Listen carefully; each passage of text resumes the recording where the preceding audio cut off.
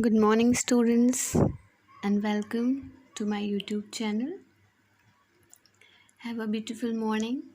Today, we will study class 7th, chapter number 1 of science, nutrition in plants.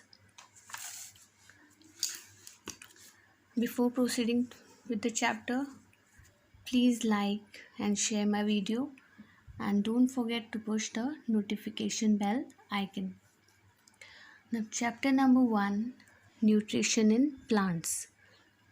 We all know that the living things, either plants or animals, they all need energy to live and grow. They use their energy to carry on all the basic functions of life. So the process of taking in food and utilizing it for various life processes is called nutrition. In other words, we can say that the process of obtaining and utilizing food to obtain energy is called nutrition. In this chapter, we will learn about how plants obtain their nutrition, the process of photosynthesis, and the role of green plants in food and food chain. Nutrition in plants. We all know that the plants, they are the organisms which make their own food with the help of a process called as photosynthesis. Now, the modes of nutrition, there are mainly two types of nutrition: autotrophic nutrition and heterotrophic nutrition. Autotrophic nutrition means the nutrition in which the organism, they can make their own food, like the green plants. And the heterotrophs, they are the organisms which depend on plants for their food. For example, animals and human beings. They obtain organic nutrients by feeding on other living organisms, basically plants. Now, the difference between autotrophic and heterotrophic nutrition. In autotrophic nutrition, food is prepared by the organism itself, and heterotrophic nutrition, food is obtained from other organisms. Now, autotrophic nutrition is the process in which an organism makes its own food. Like plants, they take inorganic compounds and convert it into organic food compound, that is glucose. Autotrophs are the organisms that make their own food with the help of a process called as photosynthesis. In photosynthesis, carbon dioxide and water combine in presence of sunlight to produce glucose and oxygen. The plant releases the oxygen into the air and use the sugar for their growth.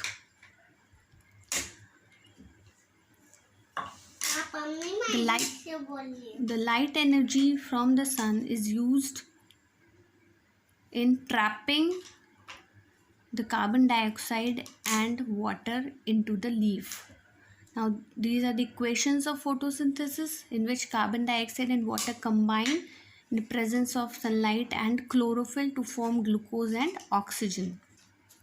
The photosynthesis is the vital process which is used by plants to make their food, and all organisms depend on plants for their food directly or indirectly. Now, certain conditions which are necessary for photosynthesis are sunlight, chlorophyll, water, and carbon dioxide. In addition to these, temperature is also important for photosynthesis to take place. Photosynthesis, as we all know, is the process in which light energy converted into chemical energy. Then it helps to purify the air and can be used as fossil fuels.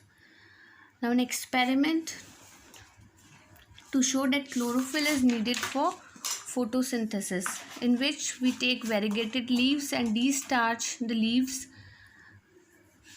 from the dip it in alcohol, and then we dip that decolorized leaf in water, and then we put iodine solution in that. The part of the leaf having chlorophyll, it becomes dark in color. Our next topic is heterotrophs. Now heterotrophs, they are the organisms which cannot make their own food. They depend on autotrophs or the green plants for their food.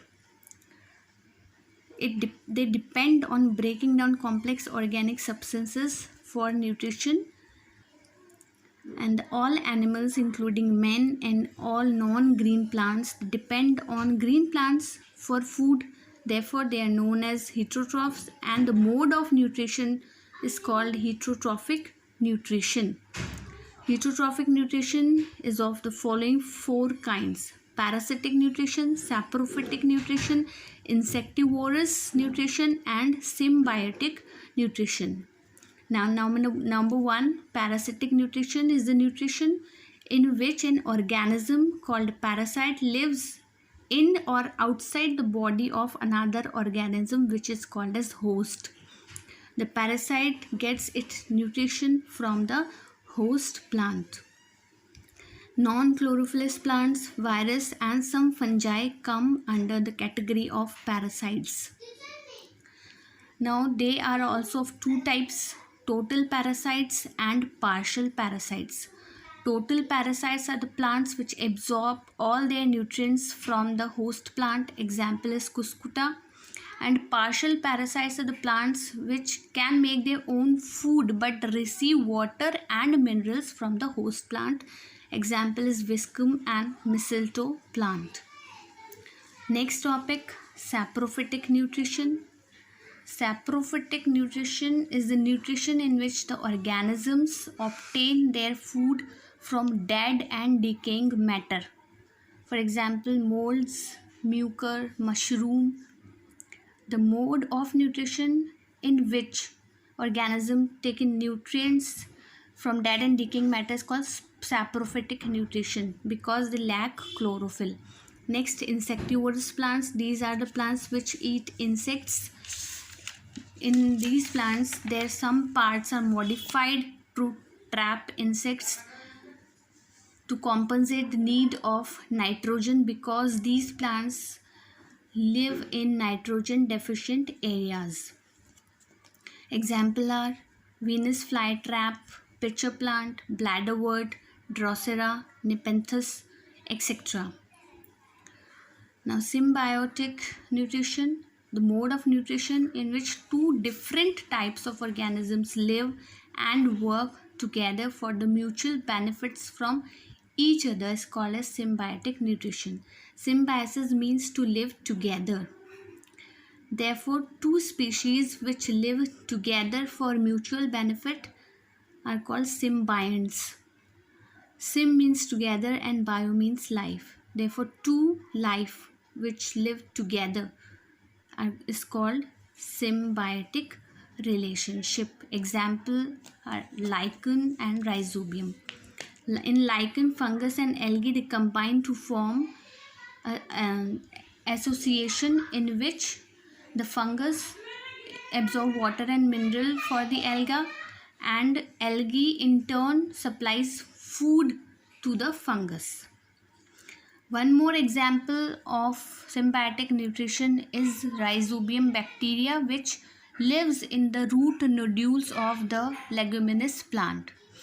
It has the ability to fix air nitrogen into nitrogen oxides, which is the nutrition for green plants.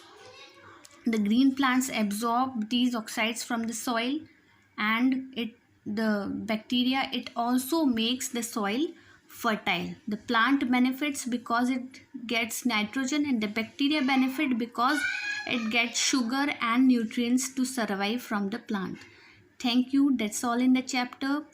Stay safe and study well.